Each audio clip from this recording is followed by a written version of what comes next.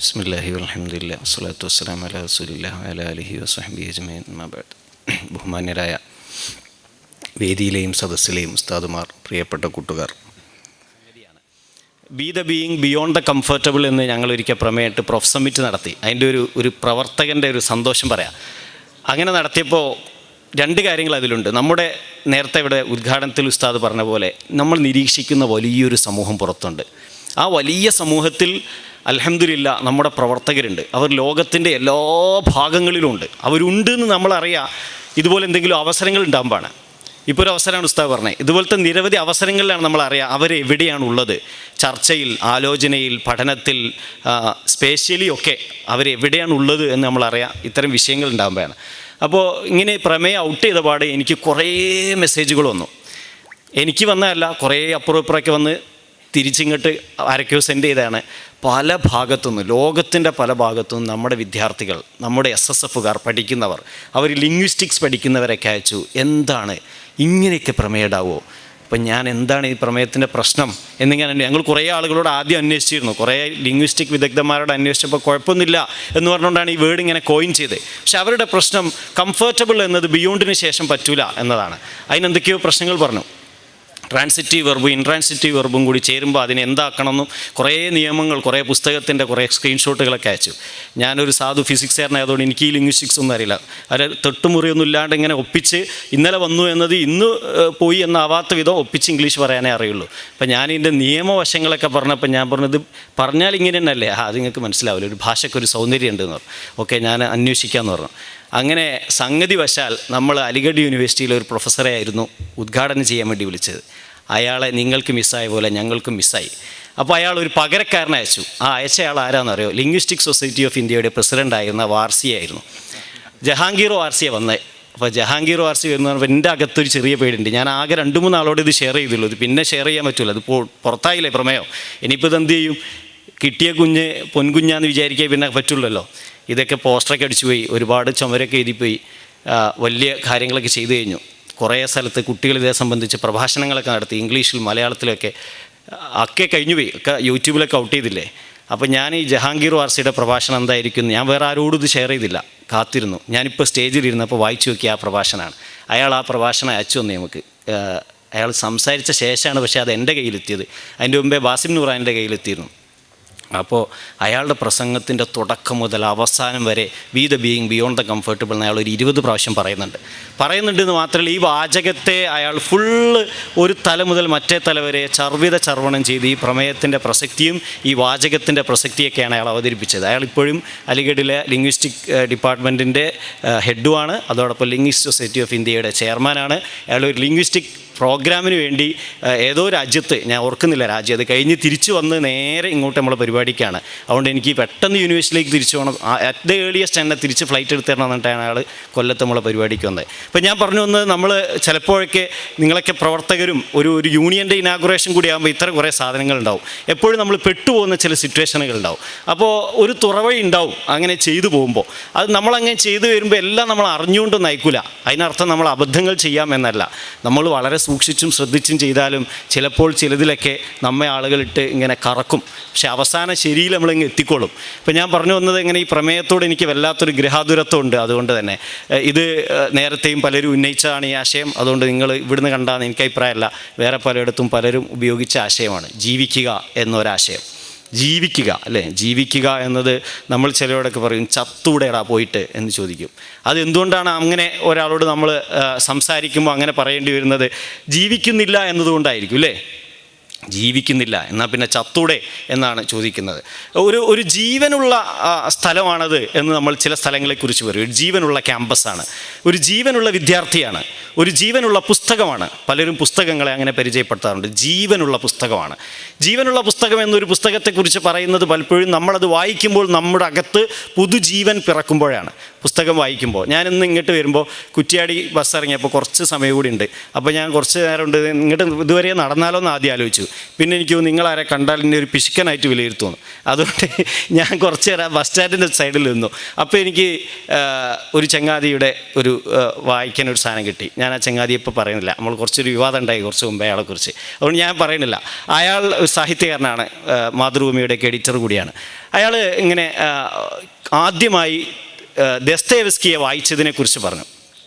കുറേ ആൾക്ക് മനസ്സിലായിട്ടുണ്ട്, അത്ര ആൾക്കേ മനസ്സിലാവേണ്ടുള്ളൂ. ശരി, ദസ്തയേവ്സ്കിയെ വായിച്ചതിനെ കുറിച്ച് പറഞ്ഞിട്ട് കാരമസോവ് സഹോദരന്മാരെ എന്ന ദസ്തയേവ്സ്കിയുടെ ബ്രദേഴ്സ് കാരമസോവ് വായിച്ച ഒരു അനുഭവ തീക്ഷ്ണതയെക്കുറിച്ച് പറഞ്ഞു. എന്നിട്ട് അയാൾ പറഞ്ഞു, അന്ന് ഞാൻ തിരിച്ചറിഞ്ഞു ഞാൻ ഒരു ജീവനുള്ള പുസ്തകത്തെ കണ്ടു എന്ന്. അന്ന് ഞാൻ എൻ്റെ എല്ലാ വായനകളും നിർത്തണമെന്ന് തീരുമാനിച്ചു. കുറേ എഴുതരുത് എന്ന് എന്നോട് പണ്ടാരൊക്കെ ഉപദേശിച്ചിരുന്നു. കുറേ എഴുതരുത്, കുറച്ചേ എഴുതാവൂ എന്ന്. പക്ഷേ ഈ പുസ്തകം വായിച്ചതിന് ശേഷം ഞാൻ തീരുമാനിച്ചു കുറേ വായിക്കുകയും ചെയ്യരുത്, കുറച്ചേ വായിക്കാവൂ എന്ന്. പക്ഷേ അത് നമുക്കത്ര സ്വീകരിക്കാൻ പറ്റുമെന്ന് നിങ്ങൾ ആലോചിച്ച് സ്വീകരിച്ചാൽ മതി. ശരി, എന്ന് വെച്ചാൽ അതൊരു ഹൈ ലെവലിൽ നിന്നുകൊണ്ടാണ് അയാൾ പറയണത്. ഞാൻ പറഞ്ഞ ഒരു ജീവനുള്ള പുസ്തകം എന്നൊരു സംഗതിയുണ്ട്. അപ്പോൾ നമുക്കെല്ലാവർക്കും ഒരു ജീവനാവുക, ഒരു ജീവിതമാവുക എന്നൊക്കെ പറഞ്ഞാൽ എന്താണ് ശരിക്കും? ഒരു ജീവിതമാവുക എന്നൊക്കെ പറയുന്നത്, ജീവിച്ചിരിക്കുക എന്നൊക്കെ പറയുന്നത് നമ്മുടെ ഓരോ ഇടപെടലിനകത്തും ഒരു ജീവിതത്തെ പ്രദർശിപ്പിക്കാൻ, പ്രകാശിപ്പിക്കാൻ, പകരാൻ നമുക്ക് സാധിക്കണം. ഒരു ജീവിതത്തെ പകരാൻ, അല്ലേ? നമ്മൾ വിശുദ്ധ ഇസ്ലാമിൽ ഞാൻ കേട്ട എൻ്റെ ചുരുങ്ങിയ അറിവ് കൊണ്ട് പറഞ്ഞാൽ, അറിവ് എന്ന് പറഞ്ഞാൽ തന്നെ ജീവനാണ്, അല്ലേ? അറിവ് ഒരു ജീവനായിട്ടാണ് പരിചയപ്പെടുത്തുന്നത്, ജീവൻ. അപ്പോൾ ഇങ്ങനെ ജീവൻ കൊടുക്കുക, ജീവിച്ചിരിക്കുക എന്നത് ഒട്ടേറെ ആൾക്കാർക്ക് വേണ്ടിയാണ് നമ്മൾ ജീവിച്ചിരിക്കുന്നത്. ആർക്കൊക്കെ വേണ്ടിയാണ്, ജീവിക്കാൻ പറ്റാതെ പോയ കുറേ ആൾക്ക് വേണ്ടി കൂടിയാണ് നമ്മൾ ജീവിച്ചിരിക്കുന്നത്. നമുക്ക് ലഭിച്ച അറിവും അതിനു വേണ്ടിയാണ്. വേറെ ആർക്കൊക്കെ കിട്ടാതെ പോയ അറിവ് നമുക്ക് ലഭിക്കുകയാണ്. അല്ലെങ്കിൽ എല്ലാവരും കൂടെ കുക്ക് ചെയ്യുന്ന ഒരു വലിയ ഒരു കുക്കിംഗ് സ്പോട്ട് ആലോചിക്കൂ. ഒരു വലിയ കലവറ, ഇവിടെ കലവറ എന്ന് പറയുമോ? കല്യാണപ്പുരയിൽ ഭക്ഷണം ഉണ്ടാക്കുന്ന സ്ഥലത്തിന് എന്താ പറയുക? പറയൂ, കലോറ എന്ന് പറയും. അങ്ങനെ ഭക്ഷണം ഉണ്ടാക്കുന്ന സ്ഥലം, എല്ലാവരും കൂടെ ഉണ്ടാക്കുന്ന ഒരു ഭക്ഷണം മുഴുവനായി നമുക്ക് തരുന്നതിനെ കുറിച്ച് ആലോചിച്ച് നോക്കൂ. അങ്ങനെയാണ് യഥാർത്ഥത്തിൽ നമുക്ക് അറിവ് ലഭിച്ചിരിക്കുന്നത്. കുറേ ആളുകൾ അധ്വാനിക്കുന്നതിൻ്റെ ഫലമായി ഉണ്ടായ അറിവ്, ഒരുപക്ഷെ തലമുറകളോളം ആളുകൾ പഠിച്ച അറിവ് ഒന്നാകെ നമുക്കിങ്ങ് തരികയാണ്. അങ്ങനെ തന്നാൽ കിട്ടാത്ത കുറേ ആളുകൾ അപ്പുറത്തുണ്ടാവും, കിട്ടാത്തവർ. ഈ കിട്ടാത്ത കുറേ ആളുകളുടെ കൂടി പങ്കാണ് നമ്മൾ ഏറ്റെടുത്തിരിക്കുന്നത്. അപ്പോൾ നമ്മൾ അവർക്ക് വേണ്ടി ജീവിക്കേണ്ടി വരും. അവർക്ക് വേണ്ടി, കിട്ടാത്ത കുറേ ആളുകൾക്ക് വേണ്ടി ജീവിക്കുക എന്നുള്ളതാണ് അതിലൊരു കാര്യം. ഞാൻ ചില കാര്യങ്ങൾ വേഗം പറഞ്ഞു പോകാൻ നിൽക്കുക, എൻ്റെ സമയം കൂടുതൽ എടുക്കണ്ടെന്ന് കൂടി വിചാരിച്ചിട്ട്. നിങ്ങൾ ആനിമൽ ഫാം വായിച്ചിട്ടുണ്ടോ ആരെങ്കിലും? ഉണ്ടോ? ഒരാൾ കൈ പൊക്കിയാണ്, വെരി ഗുഡ്. ആനിമൽ ഫാമിനകത്ത് ജോർജ് ഓർവെലിൻ്റെയാണ് ആനിമൽ ഫാം. പറ്റാവുന്നവരൊക്കെ വായിച്ചു നോക്കിയാലൊക്കെ നല്ലതാണ്. ഒരു സംഘടനാ പ്രവർത്തകൻ എന്ന നിലക്കോ, ഒരു പ്രബോധകൻ എന്ന നിലക്കോ, ഒരു സാമൂഹിക പ്രവർത്തനം നടത്താൻ ആഗ്രഹിക്കുന്ന ഒരാളെന്ന നിലക്കോ ഒക്കെ വായിക്കാൻ പറ്റിയ ആ ഒരു ആംഗിളിൽ നിന്നുകൂടി വായിക്കുമ്പോഴാണ് അത് കുറച്ചുകൂടി നമുക്ക് ഉൾക്കൊള്ളാനാവുക. ആ നിലക്ക് വായിക്കാൻ പറ്റിയ ഒരു കൃതി കൂടിയാണ്. മൃഗങ്ങൾ ഒരിടത്ത് ഒന്നിച്ചു ചേർന്ന് സ്വയം ഒരു രാഷ്ട്രം പ്രഖ്യാപിക്കുന്നതാണ് അതിൻ്റെ ഇതിവൃത്തം. അതിനകത്ത് പ്രധാനപ്പെട്ട മൃഗങ്ങളായിരുന്ന നെപ്പോളിയനും സ്നോബോളും ഒക്കെ ബാക്കി മൃഗങ്ങൾക്ക് കൊടുക്കുന്ന ഒരു പാഠം എന്താണെന്ന് വെച്ചാൽ, നമ്മൾ മനുഷ്യരെ അതിജയിക്കണം. അതിന് കാരണം എന്താണെന്ന് വെച്ചാൽ, മനുഷ്യന്മാരൊന്നും ചെയ്യുന്നില്ല. ഞാൻ അതിലൊരു വാചകം ഇങ്ങനെ വായിക്കാം, എന്നിട്ട് നമ്മൾ എന്ത് ചെയ്യണമെന്ന് നമുക്ക് തോന്നാൻ വേണ്ടി വായിക്കുന്നതാണ്. Man is the only creature that consumes without producing. ഒരു വസ്തു ഉണ്ടാക്കില്ല, ഉപയോഗിക്കുക മാത്രമേ ഉള്ളൂ. He does not give milk, he does not lay eggs. ഓരോരുത്തർ ഇത് പറയായിരുന്നു. ഒരാൾ പറയും he does not give milk എന്ന്, അത് പന്നികളാണ് പറയുന്നത്. പന്നികൾക്കും പശുക്കളെയും പാല് കറക്കുന്ന ആൾക്കാർ. അപ്പോൾ ഒരു പറയും he does not give milk, മനുഷ്യന്മാർ പാല് തരൂല. അപ്പോൾ കോഴികൾ എഴുന്നേറ്റെന്ന് പറയും they does not lay eggs, ഈ മനുഷ്യന്മാർ മുട്ടയിടൂല. He is too weak to pull the plough. ഒരു മനസ്സിലായല്ലോ, ഈ ഉഴുതുമറിക്കാൻ, ഒരു പ്ലോ വലിക്കാൻ പോലും മനുഷ്യന്മാർക്ക് ആവതില്ല, അല്ലെ ചെയ്യൂല. He cannot run fast enough to catch rabbits. ഒരു മുയലിനെ പിടിക്കാൻ പോലും ഓടി പിടിക്കാൻ അയാൾക്ക് കഴിയൂല. Yet he is the lord of all animals. ഇതൊക്കെ ആയിട്ടും അയാളാണ് രാജാവ്, മനുഷ്യനാണ് രാജാവ്. ഇത് അസ്തമിക്കണം, ഇതിനെതിരെ നമ്മൾ പൊരുതണം. ഈ മനുഷ്യന്മാർ എന്ത് പണിയാണ് ചെയ്യുന്നത്? ലോകത്ത് ഒരു പണിയും ചെയ്യാത്ത ഒരു വർഗ്ഗം മനുഷ്യന്മാരാണെന്നാണ് ആനിമൽ ഫാമിനകത്തെ മൃഗങ്ങൾ കണ്ടുപിടിച്ചത്. നമ്മൾ എന്നിട്ട് നമ്മളിലേക്ക് ആലോചിച്ച് നോക്കുക, നമ്മൾ ശരിക്കും എന്താണ് ചെയ്യുന്നത്? ശരിക്കും നമ്മൾ ചെയ്യേണ്ടത് എന്താണ്? നമുക്ക് ഈ പറഞ്ഞൊന്നും ചെയ്യാൻ കഴിയില്ല. പാല് കൊടുക്കാൻ കഴിയില്ല, മുട്ടയിടാൻ കഴിയില്ല, ഓടി ഒരു മൃഗത്തെ പിടിക്കാൻ കഴിയില്ല, ഇങ്ങനെ ഒരു ഭാരമുള്ള ജോലി ചെയ്യാൻ കഴിയില്ല. പിന്നെ എന്താണ് നമ്മൾ ചെയ്യുക? നമ്മളെ ചെയ്യാൻ ഏൽപ്പിച്ച സാധനം വളരെ ശക്തമായൊരു തലച്ചോറാണ് നമുക്ക് തന്നത്. ആ തലച്ചോറിനകത്ത് വളരെ ശക്തമായ ബോധങ്ങളെ നൽകാനും അതിനെ ഇങ്ങനെ അതിനൊന്നും എല്ലാ വിശദാംശങ്ങളിലേക്ക് പോകണം, നിങ്ങളതൊക്കെ ചർച്ച ചെയ്യുന്ന ആൾക്കാരായിരിക്കും, അതുകൊണ്ട് ഞാൻ ചുരുക്കി വിടാം. അതിനെങ്ങനെ ഉപയോഗിച്ച് എപ്പോഴും പുതിയ പുതിയ ആലോചനകളിലൂടെ അതിനെ കടത്തിക്കൊണ്ടുപോയി ഓരോ സിറ്റുവേഷനും അനുസരിച്ച് അതിനെ വ്യാഖ്യാനിക്കാനും അറിവുകളെ ഇങ്ങനെ വേവാത്ത കഷ്ണങ്ങളാക്കി ഇങ്ങനെ വെക്കുന്നതിന് പകരം ഈ ഡാറ്റകളൊക്കെ എപ്പോഴെപ്പോഴും പ്രോസസ്സ് ചെയ്ത് പുതിയ പുതിയ വിവരങ്ങൾ ഉൽപ്പാദിപ്പിക്കാനും കഴിയും, അല്ലേ? നോളേജ് കൺസ്ട്രക്ഷൻ എന്ന് നമ്മൾ പറയും, അറിവ് ഉൽപ്പാദനം. അങ്ങനെ അറിവിങ്ങനെ ഉൽപ്പാദിപ്പിക്കാൻ കഴിയും നമുക്ക് പുതിയത്. മെന്നാന്ന് പണ്ട് 9ാം ക്ലാസ്സിൽ 8ാം ക്ലാസ്സിൽ നമ്മൾ പഠിച്ച ഒരു സമവാക്യത്തെ ഡിഗ്രിയിൽ പഠിച്ച ഏതോ ഒരു കവിതയുമായി നമുക്ക് ചേർത്തൊരു പുതിയ ആഖ്യാനം നൽകാനാവും. നമ്മൾ പിന്നീട് പഠിക്കുന്ന ഒരു ആയത്തിനെയോ ഒരു ഹദീസിനെയോ ചേർത്ത് അതിൻ്റെ ഒരു ധാർമ്മിക വശത്തോട് ചേർത്ത് ഇക്കാര്യത്തെ കുറച്ചുകൂടി വിശാലമായി മനസ്സിലാക്കി ഇതിനെ പുനരവതരിപ്പിക്കാൻ നമുക്കാവും. ഇങ്ങനെയുള്ള ഒരു പ്രോസസ്സിങ് കപ്പാസിറ്റി നമുക്കുണ്ട്. ഇതാണ് ശരിക്കും നമ്മൾ ചെയ്യുന്നത്. മൃഗങ്ങൾക്ക് സാധിക്കാത്ത ഒരു വലിയ പണി നമ്മൾ ചെയ്യുന്നുണ്ട്. ഈ നമ്മൾ എന്ന് പറയുന്നതിൽ ഞാൻ എത്രയുണ്ട് എന്ന് ആലോചിക്കുമ്പോൾ നിങ്ങളുടെ പ്രമേയം അർത്ഥവത്താവുമെന്ന് ഞാൻ വിചാരിക്കുന്നു. നമുക്കാകെ ജീവിച്ചിരിക്കാൻ കഴിയുക ഈ തലച്ചോറ് ഉപയോഗിച്ചുകൊണ്ടും ഈ ഹൃദയം ഉപയോഗിച്ചുകൊണ്ടും ഈ വിചാരങ്ങൾ ഉപയോഗിച്ചുകൊണ്ടും ഈ കൂടെ നിൽക്കാനുള്ള ഈ ഒരു വിശാലമായ സിമ്പതറ്റിക് ആൻഡ് എമ്പത്തറ്റിക്കായ നമ്മുടെ മെൻറ്റാലിറ്റികൾ ഉപയോഗിച്ച് മാത്രമാണ് നമുക്ക് ജീവിച്ചിരിക്കാൻ കഴിയുക. അങ്ങനെയാണെങ്കിൽ മാത്രമേ നമ്മൾ ഇവിടെ പ്രസക്തരാവുന്നുള്ളൂ, വേറെ ഒന്നും നമ്മൾ കൊടുക്കുന്നില്ല. അങ്ങനെ ആലോചിക്കുമ്പോൾ നമ്മൾ എത്ര പേർക്ക് വേണ്ടി, മറ്റുള്ളവർക്ക് വേണ്ടി എത്ര ആലോചിക്കാറുണ്ട്, അങ്ങനെ നമ്മുടെ ചിന്തകൾ എത്ര ഉണ്ടാവാറുണ്ട്, ചുറ്റും നടക്കുന്ന അനേകം പ്രശ്നങ്ങളെക്കുറിച്ച് നമുക്ക് എന്ത് വിചാരം ഉണ്ടാവാറുണ്ട്. ഇങ്ങനെ നിങ്ങൾ ആലോചിക്കാറുണ്ടോ? എന്തിനെക്കുറിച്ചാണ് നമുക്ക് വിചാരമുള്ളത്? നമ്മളിപ്പോൾ ഇത്രയും കാലം ജീവിച്ചിട്ട് അല്ലെങ്കിൽ ഇനി ജീവിക്കാൻ പോകുന്നതിനെക്കുറിച്ച് പ്ലാൻ ചെയ്തിട്ട് നമ്മൾ എന്താണ് ചെയ്തത്, എന്ത് ചെയ്യാനാണ് നമ്മൾ വിചാരിക്കുന്നത്? അങ്ങനെ വിചാരിക്കുമ്പോൾ ഒരു വിദ്യാർത്ഥി യഥാർത്ഥത്തിൽ ഒരു പോരാളിയായി മാറും. നമ്മുടെ അകത്ത് നിന്നൊരു തീ ഇങ്ങനെ എപ്പോഴും ഇങ്ങനെ പുകഞ്ഞുകൊണ്ടിരിക്കും. അങ്ങനെ ഒരു പുകച്ചിൽ നമുക്ക് അസഹനീയമായൊരു പുകച്ചിൽ, എന്താ നമ്മൾ പറയാ, നമുക്കിങ്ങനെ ഇരിക്കപ്പൊറുതി ഇല്ലാതെയാവുക. നിങ്ങൾക്ക് ഒരു പുസ്തകം വായിക്കുമ്പോൾ ഒരു പുതിയ അറിവ് ലഭിക്കുമ്പോൾ ഒന്നുകൂടി ചാരിക്കിടക്കാനാണ് തോന്നുന്നതെങ്കിൽ, ഒരു പുസ്തകം വായിച്ചു കഴിയുമ്പോൾ സോഫയിലേക്ക് ഒന്നുകൂടി അമർന്നിരിക്കാനാണ് തോന്നുന്നതെങ്കിൽ നമ്മൾ ആ പുസ്തകം വായിച്ചിട്ടില്ല എന്നാണ് അതിൻ്റെ അർത്ഥം. കാരണം ഏത് പുസ്തകം വായിച്ചു കഴിയുമ്പോഴും ഏത് ആശയം പുതുതായി നേടിക്കഴിയുമ്പോഴും ഏതൊരു പുതിയ അറിവ് നേടുമ്പോഴും നമ്മുടെ അകത്തൊരു പുകച്ചിലാണ് രൂപപ്പെടേണ്ടത്. അയ്യോ, ഇതുകൂടി എൻ്റെ അകത്ത് ഒരു ഭാരമായി വന്നല്ലോ, ഇതുകൂടി ഞാൻ നിർവഹിക്കേണ്ടതായി വന്നല്ലോ, ഞാൻ ഈ അറിവ് കൂടി നേടിയല്ലോ, ഈ ഒരു യാഥാർത്ഥ്യത്തെ കൂടി ഞാൻ തിരിച്ചറിഞ്ഞല്ലോ, ഈ പച്ചയായ മനുഷ്യരെ കൂടി ഞാൻ കണ്ടല്ലോ, ഇനി ഞാൻ എങ്ങനെ ഇവിടെ ഇരിക്കും? അങ്ങനെ ഒരു അൺറെസ്റ്റ് എന്ന് പറയും. അൺറെസ്റ്റ്, സ്വസ്ഥതയില്ലായ്മ നമ്മെ ഇങ്ങനെ വേട്ടയാടണം, ഇങ്ങനെ സ്വസ്ഥതയില്ലാതെയാവും. ഡിസ്കണ്ടൻറ്റ് ആൻഡ് അൺറെസ്റ്റ് എന്നൊരു പ്രയോഗം ഗാന്ധി പ്രയോഗിക്കുന്നുണ്ട് ഹിന്ദ് സ്വരാജിൽ. ഡിസ്കണ്ടൻറ്റ് ആൻഡ് അൺറെസ്റ്റ് ഹിന്ദ് സ്വരാജിനകത്ത് 10-50ഓളം വിഷയങ്ങളെ ഇങ്ങനെ കൈകാര്യം ചെയ്തു പോകുന്നതാണ്. വളരെ ലഘുവായി ആർക്കും PDF ആയി ഫ്രീ ആയി ഡൗൺലോഡ് ചെയ്ത് വായിക്കാൻ പറ്റുന്ന ഒരു സാധനമാണ്. ഗാന്ധി 1914 എഴുതിയ, വർഷം കറക്റ്റാണെങ്കിൽ 13-14 നിങ്ങൾ ചെക്ക് ചെയ്യണം, ആ വർഷത്തിൽ എഴുതിയ ഹിന്ദ് സ്വരാജ്. ചെറിയ നമുക്ക് ഉപദേശങ്ങൾ എന്നൊക്കെ പറയാം എന്ന പോലത്തെ 10-50ഓളം കാര്യങ്ങളാണ്. പലപ്പോഴും നമ്മൾ പ്രയോഗിച്ചു പോകുന്ന, നമ്മൾ പലയിടത്തും രാജ്യത്തെക്കുറിച്ച് പറയുമ്പോൾ, മനുഷ്യരെക്കുറിച്ച് പറയുമ്പോൾ, സമൂഹത്തെക്കുറിച്ച് പറയുമ്പോൾ, ക്യാമ്പയിനുകൾ പ്രഖ്യാപിക്കുമ്പോൾ നമ്മളുടെ എല്ലാത്തിനും ഇത്തരത്തിലുള്ള കുറേ ഇന്ത്യൻ പശ്ചാത്തലത്തിൽ ഏതിട്ടാലും അതിനെക്കുറിച്ച് ഗാന്ധി അയാളുടെ ഒരു അറിവ് പറഞ്ഞു വെച്ചിട്ടുണ്ട് ആ കാലത്ത് 1913-14. അതിൻ്റെ അകത്ത് ഡിസ്കണ്ടൻറ്റ് ആൻഡ് അൺറെസ്റ്റ് എന്ന് പറഞ്ഞ് ഗാന്ധി ഉന്നയിക്കുന്ന ഒരു ആശയമാണ് ഈ യുവാക്കൾ മുഴുവനും ഈ ഇരിക്കപ്പൊറുതി ഇല്ലാത്തവരായി മാറണം. കുറച്ചുകൂടി സ്വാതന്ത്ര്യ സമര പശ്ചാത്തലത്തിലേക്ക് കൂടി ചേർത്ത് നിങ്ങൾക്ക് വേണേൽ അതിനെ വായിക്കാം. അങ്ങനെ ഇരിക്കപ്പൊറുതി ഇല്ലാത്തവരാവുന്ന യുവാക്കളിൽ മാത്രമാണ് ഈ രാജ്യത്തിന് പ്രതീക്ഷയുള്ളത് എന്ന് പറയുന്നുണ്ട്. ആ ഡിസ്കണ്ടൻറ്റ് ഉണ്ടല്ലോ, അസംതൃപ്തി എന്ന് പറഞ്ഞാൽ എനിക്ക് കിട്ടിയത് തികഞ്ഞില്ല എന്ന അസംതൃപ്തിയല്ല, എനിക്ക് കിട്ടിയത് കൂടിപ്പോയി എന്ന അസംതൃപ്തിയാണ്. എനിക്ക് ഒട്ടേറെ കിട്ടിപ്പോയല്ലോ, ഇനിയും വീണ്ടും എനിക്കിങ്ങനെ കിട്ടിക്കൊണ്ടിരിക്കുകയാണല്ലോ, ഇതെല്ലാം ആരുടേതാണ്? ഇതെല്ലാം ആരുടെ അവകാശമാണ്? ഇതൊക്കെ എന്തിനായിരിക്കും എനിക്കിങ്ങനെ തന്നുകൊണ്ടിരിക്കുന്നത്? വീണ്ടും എന്തിനായിരിക്കും ഞാൻ ഈ അറിവുകൾ ഇങ്ങനെ നേടുന്നത്? എന്തായിരിക്കും എന്നിൽ നിന്ന് പ്രതീക്ഷിക്കുന്നത്? കിട്ടാത്ത എത്ര പേർ! നിങ്ങൾ നഈം ഉസ്താദിൻ്റെയോ ഷൗക്കത്ത് നഈം ഉസ്താദിൻ്റെയോ ഒക്കെ ഒരു വീഡിയോ പുറം ലോകത്ത് നിന്ന് ഉള്ളത് കാണുക. UP-യിലെയോ ബീഹാറിലെയോ കാശ്മീരിലെയോ കാണുക. അത് കാണുമ്പോൾ നമുക്ക് തോന്നും, എന്തിനാവോ എനിക്ക് മാത്രം ഈ അവസരങ്ങളൊക്കെ തന്നത്? എന്തിനാവോ എനിക്ക് മാത്രം ഈ കസേരകൾ ഇങ്ങനെ ഒരുക്കി വെച്ചത്? എന്തിനാവോ എനിക്ക് മാത്രം ഈ കല്ല് പതിച്ച നിലങ്ങൾ തന്നത്? അവർക്ക് ഒന്നുമില്ലാത്തത് ഈ കാലികളുടെ കൂടെ അവർ ജീവിക്കുന്നുണ്ടല്ലോ. അപ്പോൾ എന്തായിരിക്കും ഞാൻ ചെയ്യേണ്ടത്? ഇത് നമ്മളെ അസ്വസ്ഥപ്പെടുത്തിക്കൊണ്ടേയിരിക്കണം. വീണ്ടും ഒരു പുലരി, വീണ്ടും ഒരു പ്രകാശം നമ്മിലേക്ക് കടന്നു വരുമ്പോൾ നമുക്ക് വീണ്ടും ഒരു ഡിസ്കണ്ടൻറ്റ് ഉണ്ടാവണം, ഒരു അൺറെസ്റ്റ് ഉണ്ടാവണം, ഒരു അസ്വസ്ഥത ഉണ്ടാവണം. ഒന്നും ചെയ്യാൻ പറ്റുന്നില്ലല്ലോ. What will we do? എന്ത് ഞാൻ ചെയ്യും? എന്തു ഞാൻ ചെയ്യും? അല്ലെങ്കിൽ എന്നെക്കുറിച്ച് പിന്നീട് വാട്ട് വേർ യു എന്നൊരു ചോദ്യം ചോദിച്ചാൽ, എന്തായിരുന്നു നീ? വാട്ട് വേർ യു എന്നൊരു ചോദ്യം ചോദിച്ചാൽ നമ്മൾ എന്താ പറയുക? വാട്ട് ഈസ് യുവർ ഫാദർ എന്ന് ചോദിച്ചാൽ നമ്മൾ എന്ത് ഉത്തരം പറയാം? എന്താ പറയല്? പേരാണോ പറയാ ഫാദറിൻ്റെ? അല്ല, ജോലിയാണ് പറയുക അല്ലേ? വാട്ട് ഈസ് യുവർ ഫാദർ എന്ന് വെച്ചാൽ ഫാദറിൻ്റെ ജോലിയാണ് പറയുക. My father is A business man എന്ന് പറയും. അങ്ങനെയെങ്കിൽ വാട്ട് ആർ യു എന്ന് ചോദിച്ചാൽ നമ്മൾ എന്തുത്തരം പറയും? ഐ ആം എ സ്റ്റുഡൻറ്റ് എന്ന ഒറ്റയടിക്ക് ഉത്തരം പറഞ്ഞു പോകാം. ആ ചോദ്യത്തിൻ്റെ ആ ഉത്തരം കൊണ്ട് മതി വരുമോ ആ പാവപ്പെട്ട കുട്ടികൾക്ക്? നിങ്ങളൊരു വിദ്യാർത്ഥിയാണ്, എനിക്കെന്ത് എന്നാണ് ചോദിക്കാം. What for me?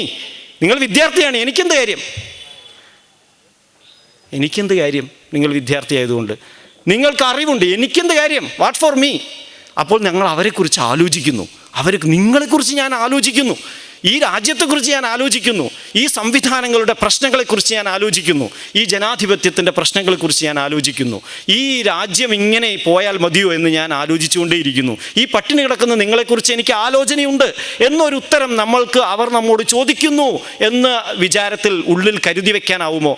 ഉള്ളിലൊരു ഉത്തരം കരുതി വെക്കാനാവുമോ? നമ്മോട് ഇങ്ങനെ ഒരു ചോദ്യം പിന്നീടുണ്ടെന്നും നമുക്ക് ഓർമ്മയുണ്ടല്ലോ. എന്തായിരുന്നു നീ ചെയ്തുകൊണ്ടിരുന്നത്? വാട്ട് വർ യു ഡൂയിങ് എന്നൊരു ചോദ്യം നമ്മളെപ്പോഴും പേടിക്കുന്ന ഒരു ചോദ്യമല്ലേ? നമ്മളിപ്പോൾ ഒരു അസറിനെ നമ്മളെ പുറത്തേക്ക് വിട്ട് കുറച്ച് കഴിഞ്ഞ് ഉസ്താദ് ഇങ്ങോട്ട് തിരിച്ചു വിളിച്ച് വാട്ട് വർ യു ഡൂയിങ് എന്നൊരു ചോദ്യം ചോദിച്ചാൽ നമ്മൾ പേടിക്കും, ഒന്ന് പരുങ്ങും.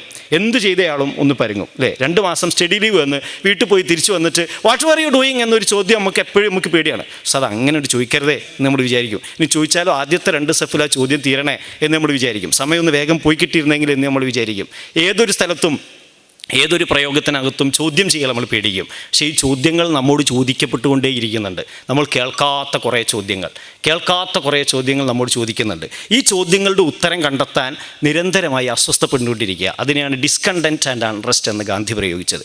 അതിനെ ഗാന്ധി വിശദീകരിച്ച് പോകുന്നുണ്ട് ഹിന്ദു സ്വരാജിനകത്ത്. പറ്റുമെങ്കിൽ നിങ്ങൾക്ക് വായിച്ചു നോക്കാം. ഞാൻ വേറൊരു പശ്ചാത്തലം കൂടി പറയാം. ചില പശ്ചാത്തലങ്ങൾ മാത്രം മതിയോ? നിങ്ങൾ കുറേ കൂടി ആലോചനാശേഷിയുള്ളവരും വായിക്കുന്നവരും, ആനിമൽ ഫാം ചോദിച്ചപ്പോൾ തന്നെ വായിച്ച ആൾക്കാർ ഇവിടെയുണ്ട്. ഞാൻ പറയുന്ന ഒട്ടേറെ കാര്യങ്ങൾ നിങ്ങൾ വായിച്ചതായിരിക്കും. എന്നുകൊണ്ട് ഞാൻ സൂചനകൾ മാത്രം പറഞ്ഞു പോകാം. APJ അബ്ദുൽ കലാമിനോട് കുട്ടികളിൽ ഒരാൾ ഒരിക്കൽ ചോദിക്കുന്നുണ്ട്, അയാളുടെ കുട്ടികളല്ലേ, ചോദിക്കുന്നുണ്ട്, നിങ്ങൾക്ക് ഈ അഴിമതിയെക്കുറിച്ചൊക്കെ എന്താണ് അഭിപ്രായം? അപ്പോൾ കലാം പറയുന്നത്, എനിക്ക് അഴിമതിയെക്കുറിച്ച് പ്രത്യേക അഭിപ്രായമൊന്നുമില്ല. കാരണം ഞാൻ അഴിമതിയെ അങ്ങനെ പരീക്ഷിച്ച് നോക്കിയിട്ടില്ല, എനിക്ക് അങ്ങനെ ഒരു അവസരം പോലും ഉണ്ടായിട്ടില്ല. എന്തുകൊണ്ടെന്നാൽ എൻ്റെ ചെറുപ്പത്തിൽ ഞാനൊരു കാഴ്ച കണ്ടു. ആ കാഴ്ച കണ്ടതിൻ്റെ പേരിൽ എൻ്റെ മുഖത്ത് ആഞ്ഞൊരടി കിട്ടി. എൻ്റെ 5-6 വയസ്സ് പ്രായത്തിൽ അതെൻ്റെ ഉപ്പായുടെ അടിയായിരുന്നു. ആ അടി കിട്ടിയതിന് ശേഷം എനിക്ക് അഴിമതി എന്നൊരു കാര്യത്തെക്കുറിച്ച് ഒരു ചിന്ത പോലും ഉണ്ടാവാറില്ല. അങ്ങനെ ഒരു സാധ്യത പോലും എൻ്റെ ഒരു അഴൽവക്കത്ത് പോലും വരാറില്ല. എന്തുകൊണ്ടാണെന്ന് വെച്ചാൽ വളരെ ചുരുക്കി ഞാൻ പറയാം. കലാം അത് വിശദീകരിച്ചത് എൻ്റെ ഓർമ്മ ശരിയാണെങ്കിൽ 2016 ജൂൺ 8 എങ്ങാണ്ട് പത്രത്തിനകത്ത്, ഇന്ത്യൻ എക്സ്പ്രസ്സിനകത്ത് റിപ്പോർട്ട് ചെയ്യപ്പെട്ടിട്ടുണ്ട്. അത് പിന്നീട് ഒരു കൊട്ടേഷൻ ആയിട്ട് വന്നതാണ്, ഒരു ഓർമ്മപ്പെടുത്തലായിട്ട് എന്തോ ഒരു വിഷയത്തിൽ വന്നപ്പോൾ ഇത് വീണ്ടും ഉദ്ധരിക്കപ്പെട്ടതാണ്. അപ്പോൾ ഞാൻ പറയുന്നത്, അയാൾ പറഞ്ഞ ഇങ്ങനെയാണ്, 5 വയസ്സോ പ്രായമുള്ളപ്പോൾ ഞാൻ എൻ്റെ വീട്ടിലിരുന്ന് പുസ്തകം വായിച്ചുകൊണ്ടിരിക്കുകയാണ്. അപ്പോൾ ആ വർഷം സ്വാതന്ത്ര്യത്തിനടുത്ത സമയമാണ്. ഇന്ത്യയിൽ ഇടക്കാല ഗവൺമെൻറ്റൊക്കെ വന്ന്, ഇൻ്ററിം ഗവൺമെൻറ്റൊക്കെ വന്ന് ചില കോർപ്പറേഷൻ മുനിസിപ്പാലിറ്റികളിലേക്ക് തിരഞ്ഞെടുപ്പ് നടന്ന സമയമാണ്. എൻ്റെ ഫാദർ ജൈനുൽ ആബിദീൻ കോർപ്പറേഷൻ കൗൺസിലറായി തിരഞ്ഞെടുക്കപ്പെട്ടതിൻ്റെ തൊട്ടടുത്ത ദിവസങ്ങളിൽ ഒരു ദിവസത്തിലാണ് ഒരു അതിഥി എൻ്റെ വീട്ടിൽ വന്നത്. ഒരു ബിസിനസ് മാനാണ്, എനിക്ക് അയാളെ പരിചയമൊന്നുമില്ല. അയാൾ ഒരു വലിയ താലത്തിൽ എന്തോ സാധനമായിട്ട് വന്നു. വാപ്പയില്ലേ എന്ന് ചോദിച്ചു. ഞാൻ പറഞ്ഞു, വാപ്പ പള്ളിയിൽ പോയിരിക്കുകയാണ്, നിസ്കരിക്കാൻ പോയതാണ്. അയാൾ പറഞ്ഞു, എത്ര സമയം എടുക്കും? അറിയില്ല, ഞാൻ പുസ്തകത്തിൽ തന്നെ നോക്കിയിരുന്നു, വായിച്ചുകൊണ്ടിരിക്കുകയാണ്, എനിക്ക് ഈ പറയുന്നതിലൊന്നും വലിയ കാര്യമൊന്നും ഓർമ്മയില്ല. അപ്പോൾ അയാൾ പറഞ്ഞു, ഞാനൊരു സാധനം ഇവിടെ വെച്ചിട്ടുണ്ട്, വന്നാൽ പറഞ്ഞേക്കണം. ഓക്കെ എന്ന് പറഞ്ഞു. ഞാൻ എൻ്റെ വായന തുടർന്നു. അയാൾ പോയി. കുറച്ച് സമയം കഴിഞ്ഞ് വാപ്പ നിസ്കരിച്ചു വന്നു. നോക്കുമ്പോൾ കോലായിൽ വലിയൊരു തളികയിൽ കുറേ സാധനങ്ങൾ വെച്ചിട്ടുണ്ട്. അതിൽ കുറേ പണമുണ്ട്, പല ആഭരണങ്ങളുണ്ട്, കുറേ മധുര സാധനങ്ങളുണ്ട്, കുറേയേറെ വലിയൊരു ഗിഫ്റ്റാണ് കൊണ്ടുവച്ചിരിക്കുന്നത്. അപ്പോൾ കണ്ടപാടെ ചോദിച്ചു, ഇതെന്താണ്? കലാം പറഞ്ഞു, എനിക്കറിയില്ല. അറിയില്ലേ? ഒരാൾ ഇവിടെ വന്നു, അയാൾ നിങ്ങൾക്ക് തരണമെന്ന് പറഞ്ഞ് ഇവിടെ വെച്ച് പോയതാണ്, ഇത്രയേ പറഞ്ഞുള്ളൂ. കലാം പറഞ്ഞു, എനിക്ക് അത്രയേ ഓർമ്മയുള്ളൂ. വാപ്പ എൻ്റെ അടുത്ത് വന്നു, എന്നെ രൂക്ഷമായി ഒന്ന് നോക്കി. ഞാനപ്പോൾ എഴുന്നേറ്റ് നിന്ന പാടെ എൻ്റെ മുഖത്തൊരടി കിട്ടി. ആ അടിയിൽ ഞാൻ വീണുപോയി. പിന്നെ കുറച്ച് കഴിഞ്ഞ് ഞാൻ എഴുന്നേറ്റിരുന്നപ്പോൾ എന്നെ ചേർത്ത് പിടിച്ചു, എന്നെ ആലിംഗനം ചെയ്തു. എന്നിട്ട് എൻ്റെ ഉപ്പ എന്നോട് പറഞ്ഞു, don't accept gift from strangers, ഒരിക്കലും ഗിഫ്റ്റുകൾ സ്വീകരിക്കരുത്. Because all gifts come with a purpose, എല്ലാ സമ്മാനങ്ങൾക്ക് പിന്നിലും ഒരു ഉദ്ദേശം ഉണ്ടാകും. ഇത് അഴിമതിയെക്കുറിച്ച് 5-8 വയസ്സിൽ എനിക്ക് ലഭിച്ച ഒരു പാഠമായി. സാധനമായിരുന്നു. ആ സാധനം ഞാൻ തന്നെ എൻ്റെ തലയിലേറ്റി ദീർഘദൂരം നടന്ന് അന്വേഷിച്ച് ആ ആശാൻ്റെ വീട്ടിൽ തന്നെ തിരിച്ചു കൊടുക്കേണ്ടിയും വന്നു. അങ്ങനെ ഒരു പീഡനം കൂടി ഞാൻ ഏറ്റുവാങ്ങി. അതിനുശേഷം എപ്പോഴും അഴിമതി എന്ന് പറയുമ്പോഴേക്കും എൻ്റെ ഉപ്പായയുടെ മുഖം എൻ്റെ ഓർമ്മയിൽ വരും. അതുകൊണ്ട് ഞാൻ കടന്നുപോയ അനേക സാഹചര്യങ്ങളിൽ കോടിക്കണക്കായ ക്യാഷ് മറിക്കാൻ കഴിയുന്ന ഒരു സമയത്തും എനിക്ക് അങ്ങനെ ഒരു ആലോചന പോലും ഉണ്ടായിരുന്നില്ല. ഞാൻ പറയുന്നത് ഒരാളെ ഒരു ചെറിയ ഇടപെടൽ കൊണ്ട് രൂപപ്പെടുത്തിയ ഒരു ആലോചനയെക്കുറിച്ചാണ്. ഈ കലാം ഇത് പറയുമ്പോൾ കലാമിൻ്റെ കൂടെ ജീവിച്ച അനേകം പേരിലേക്ക് ഒരുപക്ഷെ കലാമിന് ഒരു ജീവിത ലക്ഷ്യമായി ഇത് കൈമാറാൻ കഴിഞ്ഞിട്ടുണ്ടാകും. ഞാൻ അതിനൊന്ന് വിശദീകരിച്ച സമയം കളയുന്നില്ല. ഒന്ന് രണ്ട് കാര്യങ്ങളോട് പറഞ്ഞ് അവസാനിപ്പിക്കാം. നമ്മൾ ജീവിച്ചുകൊണ്ടിരിക്കുക എന്ന ബി ദ ബീയിങ് എന്നൊരു പ്രയോഗത്തിനാണ് ശരിക്കും ക്യാമ്പസുകളിൽ യൂണിയനുകൾ ഉണ്ടാവേണ്ടത്. അതിനുവേണ്ടിയാണോ ഇപ്പോൾ എല്ലാ ക്യാമ്പസിലും യൂണിയനുകൾ ഉള്ളത് എന്ന ചോദ്യത്തെ നമ്മൾ നേരിടേണ്ടതാണ്. അതിനെ അപഹസിച്ചതുകൊണ്ട് കാര്യമില്ല. അതിനുവേണ്ടിയാണ് യൂണിയനുകൾ ഉണ്ടാവേണ്ടത്.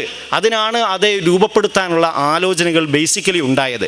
ക്യാമ്പസിനകത്ത് ജീവിക്കുന്ന ഏത് ക്യാമ്പസിനകത്തും ജീവിക്കുന്ന വിദ്യാർത്ഥികൾ ജീവിക്കണം, അവർ ജീവിതത്തെ അറിയണം, അവരുടെ ജീവിതത്തെ പ്രയോഗിക്കണം എന്നൊരാശയത്തിലാണ് ഇതുണ്ടായത്. പക്ഷേ പലപ്പോഴും ജീവിക്കാനല്ല, കൊല്ലാൻ വേണ്ടിയാണ് യൂണിയനുകൾ പ്രയോഗപ്പെടുന്നത് എന്നത് ഒരു വിരോധാഭാസമാണ്. അപ്പോൾ നമ്മൾ ഈ ജീവിക്കണം എന്നൊരു പ്രയോഗത്തെ, ഈ ജീവിതം എന്നൊരു പ്രയോഗത്തെ എങ്ങനെ കാണുന്നു എന്നത് അതിപ്രധാനമാണ്. ഷെസ്ലോ മിലോസ് എന്ന കവിയുണ്ട്, വളരെ പ്രസിദ്ധനാണ്, നോബൽ സമ്മാന ജേതാവാണ്. ഒട്ടേറെ പീഡന പർവ്വങ്ങൾ താണ്ടി വന്ന ചെറുപ്പകാലം അനുഭവിച്ച ആളാണ്. ഹിറ്റ്ലർ നാസിയെ അനുഭവിച്ചിട്ടുണ്ട്, പിന്നീട് ആ ഒന്നാം ലോക മഹായുദ്ധത്തെ അതിജീവിച്ചിട്ടുണ്ട്, ഒട്ടേറെ പലായനങ്ങൾ നടത്തിയിട്ടുണ്ട്, രാജ്യങ്ങളിൽ നിന്ന് രാജ്യങ്ങളിലേക്ക് പോകേണ്ടി വന്നിട്ടുണ്ട്. അങ്ങനെ പീഡന പർവ്വങ്ങൾ ഏറ്റുവാങ്ങിയ ഒരു കുടുംബത്തിലെ അംഗമാണ്. അവസാനം വരെ ശരിക്കും പറഞ്ഞാൽ യുദ്ധത്തിൻ്റെയും പീഡനത്തിൻ്റെയും കാലത്താണ് മിലോസ് ജീവിച്ചത്. ഒരുപക്ഷെ 7-ാമത്തെയോ 8-ാമത്തെയോ വയസ്സ് മുതൽ അയാൾ കവിതകൾ എഴുതുകയും 14-ാം വയസ്സിൽ തന്നെ ലോകപ്രസിദ്ധമായ കവിതകൾ എഴുതുകയും ചെയ്ത ആളാണ് ഷെസ്ലോ മിലോസ്. 80 വയസ്സ് വരെ എങ്ങാണ്ട് ജീവിച്ചിട്ടുണ്ട്. മിലോസിൻ്റെ ഒരു കവിതയുടെ ഒരു ഭാഗം ഞാൻ വായിക്കാം. On the same square they burned Giordano Bruno. ഇതേ സ്ഥലത്താണ് അവർ ഇയാളെ ദഹിപ്പിച്ചത്. പേര് പറയാൻ കുറച്ച് പ്രയാസമാണല്ലോ. ഒരാളെ ദഹിപ്പിച്ചത്. എന്നിട്ട് അയാൾ കുറേ അതിൻ്റെ വിശേഷങ്ങൾ പറഞ്ഞു. ആ ദഹനം നോക്കി നിന്ന വിശേഷങ്ങൾ പറഞ്ഞിട്ട് അവസാനം പറയാണ്, those dying here today, the lonely, forgotten by the world, our tongue becomes for them the language of an ancient planet, until when all is legend and many years have passed. ഓരോ ദിവസവും ആളുകൾ ഇങ്ങനെ മരിച്ചുകൊണ്ടിരിക്കുന്നു, ആളുകൾ മറന്നു പോകുന്നു, ആളുകൾ മറക്കപ്പെടുന്നു. അങ്ങനെ അനേകം പേർ മരിക്കുന്നു. മരിക്കുക എന്നതിനെ വേറൊരു ആഖ്യാനത്തിലേക്ക് കൊണ്ടുപോയി, മറക്കപ്പെടുക എന്ന്. എത്ര ആളുകളാണ് ഇന്ത്യയിൽ ദിവസവും മരിച്ചുകൊണ്ടിരിക്കുന്നത്. അത് ഫിസിക്കൽ ഡെത്ത് മാത്രമല്ല, ഒരു മെൻ്റൽ ഡെത്ത് സംഭവിക്കുന്നുണ്ട്, ഒരു പൊളിറ്റിക്കൽ ഡെത്ത് സംഭവിക്കുന്നുണ്ട്. നിങ്ങൾക്ക് മനസ്സിലാവുന്നില്ലേ? ഒരു സോഷ്യൽ ഡെത്ത് സംഭവിക്കുന്നുണ്ട്. സാമൂഹികമായി അനേകം പേർ മരിച്ചു പോകുന്നുണ്ട്, അനേകം പേർ മാർജിനലൈസ് ചെയ്യപ്പെട്ടു പോകുന്നുണ്ട്, അപ്പുറത്തേക്ക് പരിധിക്കപ്പുറത്തേക്ക് നിർത്തുന്നുണ്ട്. അവരൊക്കെ മരിച്ചവരെ പോലെയാണ്. ആ കണക്കുകൾ നമുക്കറിയില്ല. എന്തുകൊണ്ടാണ് നമ്മുടെ രാജ്യം സെൻസസ് എടുത്തുകൊണ്ട് മുന്നോട്ട് പോകാത്തത്? സെൻസസ് എടുത്താൽ നില കൂടുതൽ പരുങ്ങലിലാകും എന്നതുകൊണ്ടാണ്. അധികം പേർ, വൃദ്ധരുടെ എണ്ണം വർദ്ധിക്കും, അതുപോലെ പരിക്ഷീണിതരുടെ എണ്ണം വർദ്ധിക്കും, ദാരിദ്ര്യരേഖയ്ക്ക് താഴെയുള്ളവരുടെ എണ്ണം വർദ്ധിക്കും. അപ്പോൾ ഭാരം വർദ്ധിക്കും. അതുകൊണ്ട് എണ്ണ എടുക്കണ്ട. എണ്ണ എടുത്താലല്ലേ പ്രശ്നമുള്ളൂ. എണ്ണ എടുക്കണ്ട. 2011 സെൻസസ് കൊണ്ട് അഡ്ജസ്റ്റ് ചെയ്ത് 14 കൊല്ലം നമ്മൾ മുന്നോട്ട് പോകുന്നു. ഇനിയും എത്ര കാലം നമ്മൾ മുന്നോട്ട് പോകുമെന്ന് നമുക്കറിയില്ല. അങ്ങനെ അനേകം പേർ ദിവസവും മരിച്ചു പോകുന്നു. And they are forgotten. അതുകൊണ്ട് ഷെസ്ലോ മിലോസ് പറയുന്ന വാചകം ഇതാണ്, അവർ ടങ്സ് ബിക്കം ഫോർ ദം. അവർക്ക് വേണ്ടിയാകുന്നു നമ്മുടെ നാവുകൾ, അവർക്ക് വേണ്ടിയാകുന്നു നമ്മുടെ നാവുകൾ. The language of an ancient planet. ഒരു പുരാതന ഗ്രഹത്തിൻ്റെ ഭാഷയിൽ നമ്മൾ അവർക്ക് വേണ്ടി സംസാരിച്ചുകൊണ്ടിരിക്കുന്നു, അവർക്ക് വേണ്ടി സംസാരിക്കുന്നു, മറക്കപ്പെടുന്നവർക്ക് വേണ്ടി. അപ്പോൾ നമ്മൾ ബി ദ ബീയിങ് ആവും, ഒരു ജീവിതമായി മാറും. അനേകം പേരുടെ ജീവിതമായി നമുക്ക് മാറാനാകും. അങ്ങനെ മാറാനാവുക എന്നൊരു പ്രയോഗത്തെയാണ് യഥാർത്ഥത്തിൽ നമ്മൾ ഇതിനകത്ത് പ്രയോഗിക്കേണ്ടത്. എല്ലാ പ്രയാസങ്ങളും ആളുകൾ വന്ന് ഞങ്ങളോട് പറയട്ടെ, ഞങ്ങൾ കമ്മിറ്റി കൂടി തീരുമാനിക്കാം, എന്നിട്ട് ചിലതൊക്കെ പാസ്സാക്കാം എന്നതാണ് ഒരു പൊളിറ്റിക്കൽ ലാംഗ്വേജ്. അതാണ് ഒരു പൊളിറ്റിക്കൽ ഭാഷ, ഒരു രാഷ്ട്രീയ ഭാഷ. അതാണ് രാഷ്ട്രീയ ശരീരത്തിന് അത്രയേ സാധ്യവുമാവുള്ളൂ. പക്ഷേ നമ്മുടെ ഭാഷ ആവരുത്, നമ്മുടെ ആലോചന അതാവരുത്. നിങ്ങൾ പറയൂ, ഞങ്ങൾ കേട്ടു നോക്കാം എന്നതല്ല നമ്മുടെ ഭാഷ. മറിച്ച് പറയാത്തത് കേൾക്കാനാവണം, പറയാത്തത് കേൾക്കാനാവണം. പീറ്റർ എഫ് ഡ്രക്കർ എന്ന വേൾഡ് ഫേമസ് ആയ ഒരു മാനേജ്മെൻറ്റ് വിദഗ്ധനും ചിന്തകനുമുണ്ട്. അദ്ദേഹം പറഞ്ഞു, ഒരാളുടെ ശേഷി എന്ന് പറയുന്നത്, ഒരാളുടെ ഭാഷാശേഷി, അയാളുടെ പൊളിറ്റിക്കൽ ആലോചനാശേഷി, സാമൂഹിക ശേഷി എന്ന് പറയുന്നത് എന്താണെന്ന് ചോദിച്ചാൽ hearing what is in set, കേൾക്കാൻ സാധിക്കുക എന്നതാണ്. പറയാതെ അനേക കാര്യങ്ങൾ ഈ ചുറ്റുപാട് നമ്മോട് പറഞ്ഞുകൊണ്ടിരിക്കുന്നു. അത് നമുക്ക് കേൾക്കാനാവണം. അതിനു വേണ്ടിയാണ് നമ്മുടെ കാതുകൾ എന്നത് ഈ ഫിറ്റ് ചെയ്തതല്ല, ഇത് അതിൻ്റെ ഒരു ലഘുരൂപം മാത്രമാണ്. നമുക്ക് നമ്മുടെ കാതുകളാണ്, നമ്മുടെ കൈകൾ കാതുകളാണ്, നമ്മുടെ കാഴ്ചയും കാതാണ്, നമ്മൾ അനുഭവിക്കുന്നതും നമ്മുടെ കാതാണ്. എന്തെല്ലാമാണ് നമ്മളിലേക്ക് ഓരോ ദിവസവും വന്നു കയറുന്നത്. ഇതിനെല്ലാം നമുക്ക് ഉപയോഗിക്കാനാവണം. ഒറ്റ കാര്യം പറഞ്ഞ് അവസാനിപ്പിക്കാം. ഇപ്പോൾ നമ്മൾ വിദ്യാർത്ഥികളാണ്, ഇപ്പോൾ നമ്മൾ പഠിതാക്കളാണ്, ഓരോ ദിവസവും നമ്മൾ പുതുക്കിക്കൊണ്ടിരിക്കുന്നവരാണ്. ഈ നമ്മൾ എന്ന് പറയുന്നത് എൻ്റെ ഒരു അഹങ്കാരമാണ്. ഞാനൊരു SSF പ്രവർത്തകൻ എന്ന നിലയ്ക്ക് നിങ്ങളെ കൂടെയാണെന്നുള്ള ഒരു വിചാരത്തിൽ പറയുന്നതാണ്. അപ്പോൾ നിങ്ങളാണ് യഥാർത്ഥത്തിൽ വിദ്യാർത്ഥികൾ. നിങ്ങളുടെ കൂടെ നിൽക്കാനുള്ള ഈ അവസരത്തെ പ്രയോഗിച്ച് ഞാൻ നമ്മൾ എന്ന് പറയുന്നു എന്നേ ഉള്ളൂ. പിന്നെ ഒരു കാര്യമുണ്ട്, സംഘടനയ്ക്കകത്ത് എപ്പോഴും ഒരു പഠനമുണ്ട്. അത് നിങ്ങളൊക്കെ പ്രയോഗിക്കുന്ന ഒരു പഠനമാണ്. ഇനിയും രൂക്ഷമായി നിങ്ങൾ പ്രയോഗിക്കേണ്ടതുമാണ്. നിങ്ങളുടെ യൂണിറ്റുകളിൽ, സെക്ടറുകളിൽ, ഡിവിഷനുകളിൽ മീറ്റിങ്ങുകൾ നടക്കുന്നു. ഇവിടെ വന്നപ്പോൾ ഞങ്ങൾ ഉസ്താദുമായിട്ട് ഇങ്ങനെ സംസാരിച്ചു. മീറ്റിങ്ങുകൾക്കകത്ത് നമ്മളിങ്ങനെ ഉരച്ചു നോക്കുന്നു, നമ്മൾ പുതിയ പുതിയ അറിവുകൾ നേടുന്നു. നിങ്ങൾ നേടിയ അറിവ് അതിൻ്റെ വ്യത്യസ്തമായ ഒരു കോണിൽ നിന്ന്, ഏതോ ഒരു കോളേജിൽ നിന്ന്, ഒരു സാധാരണ കോളേജിൽ നിന്ന് ഒരാൾ നേടിയ മറ്റൊരു ഭാഷയുണ്ടാകും. ആ ഭാഷയും ഈ ഭാഷയും ചേർന്ന് പോകണം. ഇതിങ്ങനെ ഉരച്ചു നോക്കണം. അപ്പോൾ നമുക്ക് പുതിയ അറിവുകൾ നൽകാനാവും. നമ്മൾ എന്തിനാണ് ഈ സംഘടനകൾ രൂപീകരിക്കുന്നത്? നമ്മൾ എന്തിനാണ് ഈ പ്രയോഗങ്ങൾ രൂപീകരിക്കുന്നത്? നമ്മെ തിരിച്ചറിയാനാണ്. നമ്മൾക്ക് സമൂഹത്തോട് എന്തു പറയണം എന്നതിൽ അവ്യക്തത ഇല്ലാതിരിക്കാനാണ്. സമൂഹത്തെ നമ്മുടെ മീറ്റിങ്ങിനകത്ത് നമ്മളൊരു മിനിയേച്ചറാക്കി കൊണ്ടുവന്നിച്ചിരിക്കുന്നു. നമ്മൾ പറയും ഒരു ഗവൺമെൻറ് സ്കൂൾ സമൂഹത്തിൻ്റെ ഒരു മിനിയേച്ചറാണ് എന്ന് പറയും. ഒരു ഗവൺമെൻറ് സ്കൂൾ മിനിയേച്ചർ സൊസൈറ്റിയാണ്. കാരണം അതിൻ്റെ അകത്ത് എല്ലാ ഭണ്ഡാരങ്ങളും ഉണ്ടാവും, എല്ലാ സാധനവും ഉണ്ടാവും. എന്നതുപോലെ നമ്മൾ എല്ലായിടത്തുനിന്നും ആൾക്കാരെ പിക്കൗട്ട് ചെയ്തിട്ടാണ് ഒരു കമ്മിറ്റി രൂപീകരിക്കുക. അങ്ങനെ രൂപീകരിച്ച് ഒരു മീറ്റിങ്ങിനകത്ത് നമ്മൾ സംസാരിച്ചുകൊണ്ടിരിക്കണം, നമ്മൾ സംവദിച്ചുകൊണ്ടിരിക്കണം, നിങ്ങൾ അവിടെ ഇടപെട്ടുകൊണ്ടിരിക്കണം. അങ്ങനെ ഇടപെട്ടുകൊണ്ടിരുന്നാൽ നിങ്ങളുടെ കൂട്ടുകാർ അനേക കാര്യങ്ങൾ പഠിക്കും. ആ പഠിക്കുന്നത് ഒരു പക്ഷേ നിങ്ങൾ പ്രതീക്ഷിച്ചതുപോലും ആയിരിക്കില്ല. അതിനും അപ്പുറത്തുള്ള അറിവുകൾ നമ്മൾ തന്നെ വീണ്ടും സ്വായത്തമാക്കും, നമ്മൾ തന്നെ വീണ്ടും അത് പകർന്നു കൊടുക്കും. അങ്ങനെ ഒരു പ്രോസസ്സ് നടന്നുകൊണ്ടിരിക്കും. ആ പ്രോസസ്സിൻ്റെ ഭാഗമാവുക എന്നത് മാത്രമാണ് എന്നെപ്പോലുള്ളവരുടെ നിലവിലെ പഠനം. എല്ലാ ആഴ്ചയും നടക്കുന്ന മീറ്റിങ്ങുകൾ, ഇടയ്ക്കിടെ നടക്കുന്ന ആഴ്ചയിലെ 2-3 മീറ്റിങ്ങുകൾ, അതിനകത്ത് പലരും വന്നിരിക്കുന്നു. അപ്പോൾ നമ്മൾ ഇങ്ങനെ റിഫ്രഷ് ആയിക്കൊണ്ടേയിരിക്കും. ഈ പ്രോസസ്സ് നമ്മെ ജീവിതകാലം മുഴുവൻ ഒരു പഠിതാവാക്കി നിലനിർത്തും. അതുകൊണ്ട് നമുക്ക് പിഴക്കാതെ മുന്നോട്ട് പോകാനാവുമെന്നൊരു പ്രതീക്ഷയുണ്ടാകും. നമുക്ക് എപ്പോഴും വിവരമുള്ളവരെ കേൾക്കാനുള്ള ഒരു മനസ്സുണ്ടാകും. എപ്പോഴും തിരുത്താനുള്ള ഒരു മാനസികമായ തയ്യാറെടുപ്പുണ്ടാകും. ഞാൻ അവസാനം പറയാൻ വിചാരിച്ച കാര്യം പറയാം. എന്താണെന്ന് വെച്ചാൽ, നിങ്ങൾ വിദ്യാർത്ഥികളാണെന്ന് പറഞ്ഞിടത്ത് ഞാൻ വഴിതെറ്റിപ്പോയതാ. നിങ്ങൾ വിദ്യാർത്ഥികളാണ്. ഇപ്പോൾ നിങ്ങൾക്ക് കുറേ കൂടി നന്നായി പ്രയോഗിക്കാനാവും. അതിന് നമുക്ക് നല്ല കാഴ്ച വേണം. കാഴ്ച ഉണ്ടാകുന്നത് നേരത്തെ പറഞ്ഞ എല്ലാവിധ കാതുകളെയും പ്രയോഗിക്കുമ്പോൾ കൂടിയാണ്. കാഴ്ച ഉണ്ടാവുന്നത് കാതുകളെ പ്രയോഗിക്കുമ്പോഴാണെന്നാണ് ഞാൻ പറഞ്ഞത്. നിങ്ങൾ കേട്ടല്ലോ അല്ലേ? യെസ്. കാഴ്ച ഉണ്ടാവുന്നത് നമ്മുടെ എല്ലാ കാതുകളും പ്രയോഗിക്കുമ്പോൾ കൂടിയാണ്. എല്ലാത്തിനെയും എല്ലാ വശങ്ങളിലൂടെയും കേൾക്കാൻ ശ്രമിക്കുമ്പോഴാണ്. ഒറ്റ സാധനം ഞാനിങ്ങനെ വായിക്കാം. There is no one so blind. There is no one so blind as the one who does not want to see. As the one who does not want to see. കാണേണ്ടാത്തവനേക്കാൾ അന്ധനായ ആരാണുള്ളത്? ആരുമില്ല. കാണണ്ട എന്ന് തീരുമാനിച്ച ആളാണ് ഏറ്റവും വലിയ അന്ധൻ. So there is no one so blind as the one who does not want to see. കാണണ്ട എന്ന് തീരുമാനിച്ച അനേക പേർ നമ്മുടെ ചുറ്റുമുണ്ട്. കാണണ്ട എന്ന് അവർ ചെവി അടച്ചു കളയും, കാഴ്ചകൾ ബന്ധിച്ച് കളയും. അവരൊന്നും നോക്കില്ല. നിങ്ങൾ എത്ര പറഞ്ഞാലും അവർ ഡെബ്സിയുടെ പാട്ട് തന്നെ വീണ്ടും പാടും. അവർ വീണ്ടും അതേ ഉച്ചത്തിൽ ശബ്ദം വയ്ക്കും. നിങ്ങൾ അർത്ഥമുള്ള ഒരു പാട്ട് പാടിയാലും അവർ കേൾക്കില്ല. അവർ കാണണ്ട എന്ന് തീരുമാനിച്ചിരിക്കുകയാണ്. അവരെ എങ്ങനെ നമ്മൾ കാണിപ്പിക്കും? അത് നമ്മുടെ ഒരു ബാധ്യതയാണ്. അവർ കാണുന്നില്ല എന്ന് ഇപ്പുറത്ത് നിന്ന് ആക്ഷേപിക്കാൻ നമ്മൾ ആവശ്യമില്ല. നിങ്ങൾ അങ്ങനെ കുറെ കൂടി ആക്ഷേപിച്ചാൽ കുറെ കൂടി രൂക്ഷമായി അവർ കാണാതിരിക്കും. അവർ തീരുമാനിക്കും കാണേണ്ടതില്ല എന്ന് പണ്ടേ പറഞ്ഞില്ലേ, കണ്ടാൽ ഇങ്ങനെയായിരിക്കും, ഇവരുടെ സ്വഭാവം ഇതാണ് എന്ന് അവർ വീണ്ടും പറയും. അപ്പോൾ നിങ്ങൾ അവരോട് പൊരുതണം, മുട്ടണം. പരസ്യമായി മുട്ടുകയാണ് വേണ്ടത് എന്ന് വിചാരിച്ചാൽ അവർ കുറെ കൂടി അകലം പാലിക്കും. നിങ്ങളെ അവർ മുദ്രകുത്തും. പപ്പരാസികളാണ്, പമ്പരവിഡ്ഢികളാണ്, 90കളിൽ ജീവിക്കുന്നവരാണ്, 70കൾക്ക് മുമ്പേ മരിച്ചു പോവേണ്ടവരാണ് എന്നവർ നിങ്ങളെക്കുറിച്ച് വിധി എഴുതും. പിന്നെ അവർ ഇങ്ങോട്ട് അടുത്ത് വരികയില്ല. അങ്ങനെ കാണേണ്ട എന്ന് തീരുമാനിച്ചവരോട് നമുക്ക് കാണിപ്പിക്കാൻ നമ്മൾ ആദ്യം കാണാൻ ശ്രമിക്കണം. അതുകൊണ്ട് നമ്മൾ കാണണമെന്ന് ആഗ്രഹിക്കണം. പറഞ്ഞ ആളെ ഞാൻ അടുത്ത വാചകം കൂടി വായിച്ചിട്ട് പറയാം. ആഫ്റ്റർ എ സർട്ടൈൻ ഏജ്, ഇത് നിങ്ങളോട് മാത്രമുള്ളതാണ്. ആഫ്റ്റർ എ സർട്ടൈൻ ഏജ്, ഒരു വയസ്സ് കഴിഞ്ഞാൽ പിന്നെ you have to do irrelevant things to make times pass by to show that you are okay. ഇങ്ങനെയൊരു കാലം നമുക്ക് വരും. കുറച്ച് കഴിയുമ്പോൾ വെറുതെ എന്തോ ചെയ്തുകൊണ്ടിരിക്കും. ഞാൻ ഓക്കെ ആണെന്ന് കാണിക്കാൻ വേണ്ടി മാത്രം അങ്ങനെ ഒരു പരിക്ഷീണതയുടെ കാലം വരുന്നതിന് മുമ്പേ ഈ വിദ്യാർത്ഥി കാലത്തിൽ നമുക്ക് കണ്ടുകൊണ്ടേയിരിക്കാനാവണം, നമുക്ക് അറിഞ്ഞുകൊണ്ടേയിരിക്കാനാവണം. ഒരു ദാഹത്തോടെ നമ്മൾ പഠിച്ചുകൊണ്ടിരിക്കണം, ഒരു ദാഹത്തോടെ നമ്മൾ നമ്മുടെ ഗുരുക്കന്മാരെ കേട്ടുകൊണ്ടിരിക്കണം, നമ്മൾ പലവിധമുള്ള അറിവുകൾ അന്വേഷിച്ചുകൊണ്ടിരിക്കണം. എന്നിട്ട് നമ്മൾ ഇതിനെല്ലാം ഇവിടെ പ്രോസസ്സ് ചെയ്ത് ഈ വലിയ സൗന്ദര്യാത്മകമായ മതത്തിൻ്റെ പ്രയോഗത്തിനകത്തേക്ക് നൂറ്റാണ്ടുകളായി മനുഷ്യർ പ്രയോഗിച്ച് വിജയിച്ച് ആ വിജയത്തെ രേഖപ്പെടുത്തി ആ അനുഭവ തീക്ഷ്ണതയെ പകർന്നു കൊടുത്ത് മരിച്ചു പോയവർ. അങ്ങനെ ഏത് ഈസത്തിന് പറയാൻ സാധിക്കും? പുതിയത് പറഞ്ഞു നോക്കുകയാണ് പലരും, പുതിയ ലിബറൽ ചിന്തകൾ പറയുന്നത് എപ്പോഴും എന്തായിരിക്കും? നിങ്ങൾ ഇന്ന് നൂറ്റാണ്ടിലല്ല എന്നാണ് അവർ പുരികം ചുളിക്കുന്നത് നമ്മോട്, അല്ലേ? നിങ്ങൾ ഇപ്പോഴും ഇക്കാലത്തും എന്നാണ് അവർ നമ്മോട് പിരികം ചുളിക്കുന്നത്. അതിൻ്റെ അർത്ഥം എന്താണ്? മുൻകാലങ്ങൾ അബദ്ധമായിരുന്നു എന്നാണ്. അങ്ങനെ മുൻകാലങ്ങൾ അബദ്ധമായിരുന്നു എന്നല്ലാതെ പുതിയത് പറയുന്ന ഒരാൾക്കും ഇത്രയും കാലം പരീക്ഷിച്ചത് വിജയിച്ചതാണ് എന്ന് പറയാവുന്ന ഏതൊരാളുണ്ട്? അങ്ങനെ ആരും ഉണ്ടാവില്ല.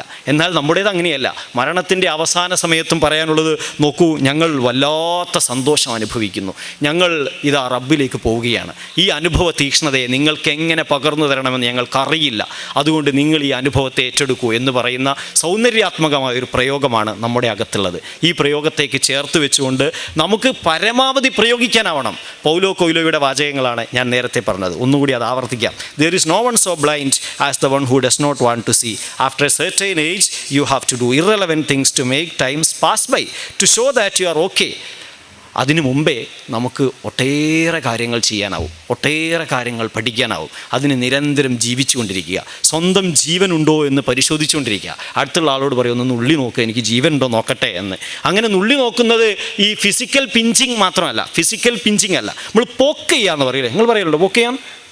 ഉണ്ടോ? പോക്ക് ചെയ്യാന്ന് പറയാം ഉണ്ട്. ഇപ്പോൾ പുതിയ കാലത്തെ കുട്ടികൾ വരുന്ന പ്രധാന ഒരു ഭാഷയാണ് പോക്ക് ചെയ്യാന്ന് പറഞ്ഞാൽ മാന്തുക എന്നാണ്, അല്ലേ? പക്ഷേ മാന്തുക എന്നല്ലല്ലോ, അല്ലേ? പോക്ക് ചെയ്യാന്ന് പറഞ്ഞാൽ ഉദ്ദേശിക്കുന്നതാണോ? അല്ല. പോക്ക് ചെയ്യാന്ന് പറയുന്നത്, നിങ്ങൾ വാട്സപ്പിൽ ഒരാളെ ഹി ജസ്റ്റ് പോക്ക്ഡ് മീ എന്നാണ് പറയുക. ജസ്റ്റ് ഒന്ന് ഇങ്ങനെ കൈപൊക്കി വന്നാൽ ഹി ജസ്റ്റ് പോക്ക്ഡ് മീ. അപ്പോൾ ഒരു പോക്കിങ്ങിന് വലിയ അർത്ഥങ്ങളുണ്ട്. എന്ന് വെച്ചാൽ നിങ്ങളിട്ട് ഒരു പോസ്റ്റിന് താഴെ ഇടുന്ന ഒരു കുറിപ്പ് ഒരു പോക്കിംഗ് ആണ്. ആ പോക്കിംഗ് നിങ്ങൾ ചൊറിയുക എന്ന് വേണമെങ്കിൽ ഇപ്പോഴത്തെ പുതിയൊരു ഭാഷയിൽ പറയാം, ചൊറിയുക. അപ്പോൾ നമ്മൾ പരസ്പരം ഒന്ന് ചൊറിഞ്ഞു നോക്കുക, നമ്മളൊക്കെ ജീവനുണ്ടോ, നമ്മൾക്ക് ജീവനോടെ തന്നെ ഉണ്ടോ, നമ്മൾ പഠിച്ചുകൊണ്ടിരിക്കുകയാണോ, നമ്മൾ അറിഞ്ഞുകൊണ്ടിരിക്കുകയാണോ, നമ്മൾ വായിച്ചുകൊണ്ടിരിക്കുകയാണോ, നമ്മൾ ജീവിതം ആഘോഷിച്ചുകൊണ്ടിരിക്കുകയാണോ? ആഘോഷത്തിന് ഒരു നെഗറ്റീവ് അർത്ഥമുണ്ട്, അങ്ങോട്ട് ഞാൻ അല്ല, നിങ്ങൾക്ക് അറിയാവുന്നതുകൊണ്ട് ഞാൻ വിശദീകരിക്കാൻ പോകുന്നില്ല. ആഘോഷം എന്നത് പ്രയോഗമാണ്, ആഘോഷം എന്നത് ത്യാഗമാണ്, പൂർണ്ണമായ സമർപ്പണമാണ്. അപ്പോഴായിരിക്കും അത് സ്ഥായിയായ ഒരു ആഘോഷമായി മാറുക. അങ്ങനെ ഉണ്ടോ എന്ന് നിരന്തരം പരിശോധിച്ചുകൊണ്ടിരിക്കുക. സമയം കഴിഞ്ഞു, ഞാൻ ഒറ്റ സ്ഥാനം പറഞ്ഞ് അവസാനിപ്പിക്കാം. ഹക്കിൾബെറി ഫിൻ വായിച്ചവരുണ്ടോ? Adventures of Huckleberry Finn? ഒരാളുണ്ട്, വെരി ഗുഡ്. അങ്ങനെ ഉണ്ടാവും. സോമൻ കടലൂർ പറഞ്ഞ എന്താണെന്ന് ഞാൻ പറഞ്ഞില്ലേ, ഞാൻ ഏത് സ്ഥലത്ത് നിങ്ങളെ ദേവാ കോളേജിൽ പോയാലും ഏത് പുസ്തകം ഞാൻ ചോദിച്ചാലും ഒരാളെങ്കിലും വായിച്ചിട്ടുണ്ടാവുന്നതാണ്. അപ്പോൾ ഞാൻ അയാളോട് പറഞ്ഞു, ഞങ്ങളുടെ ഒരു മേന്മയാണ് ഞങ്ങൾ നിരന്തരം വായിക്കാൻ പറഞ്ഞുകൊണ്ടിരിക്കും, ഞങ്ങൾ നിരന്തരം പഠിക്കാൻ പറഞ്ഞുകൊണ്ടിരിക്കും. 1. 2, ഞങ്ങൾക്ക് എന്ത് വായിച്ചാലും ഞങ്ങൾക്ക് പ്രശ്നമൊന്നുമില്ല, കാരണം ഞങ്ങളുടെ ഉസ്താദുമാർ അതിനേക്കും അപ്പുറത്ത് വിവരമുള്ളവരാണ്. അവർ ആ അറിവ് ഒരു കാലം കൊണ്ട് നേടിയല്ല, എപ്പോഴും അതിങ്ങനെ പകർന്നു കൊടുക്കുന്ന തലമുറകളുടെ ഒരു വിജ്ഞാനമാണത്, ഒരു ശേഖരമാണത്. അതിനകത്തേക്ക് ഇറങ്ങാനാവുന്നില്ലല്ലോ എന്ന് അത്ഭുതപ്പെട്ട് അതിൻ്റെ കരയ്ക്ക് നിൽക്കുകയാണ് ഞങ്ങൾ. അതുകൊണ്ട് തന്നെ ഞങ്ങൾക്ക് പേടിയൊന്നുമില്ല, ഞങ്ങൾ വായിച്ചുകൊണ്ടേയിരിക്കും. അതുകൊണ്ട് നിങ്ങൾ ഏത് പുസ്തകം എവിടെ പോയി ചോദിച്ചോളൂ, ധീരമായി ഒരാളെങ്കിലും കൈവക്കുമെന്ന് ഞാൻ അയാളെ വീണ്ടും ചാലഞ്ച് ചെയ്തു. അപ്പോൾ ഞാൻ ഹക്കിൾബെറി ഫിൻ ചോദിച്ചപ്പോൾ ഒരാൾ വായിച്ചിട്ടുണ്ട്. അപ്പോൾ അങ്ങനെ വായിച്ചുകൊണ്ടിരിക്കണം. ഹക്കിൾബെറി ഫിൻ പറഞ്ഞ ഒരു സാധനം ടോം സോയർ ഇങ്ങനെ പറയുന്നുണ്ട്, എനിക്ക് ചൊറിയാൻ പറ്റാത്ത സമയത്തൊക്കെ ചൊറിച്ചിൽ വരും, എനിക്ക് ചൊറിച്ചിൽ വരുന്നുണ്ട്. ഇപ്പോൾ ഇവിടെയൊക്കെ ചൊറിയണം തോന്നുന്നു. പക്ഷേ നിങ്ങൾ മുമ്പ് നിന്ന് ചൊറിഞ്ഞാൽ ഭയങ്കര പ്രശ്നമായതുകൊണ്ട് ഞാൻ ചൊറിയാണ്ട് അഡ്ജസ്റ്റ് ചെയ്ത് പോവുകയാണ്. പക്ഷെ എന്നെ ഫ്രീ ആക്കി കസേരയിൽ ഇരുത്തിയാൽ ഞാൻ പലയിടത്തും ചൊറിയും.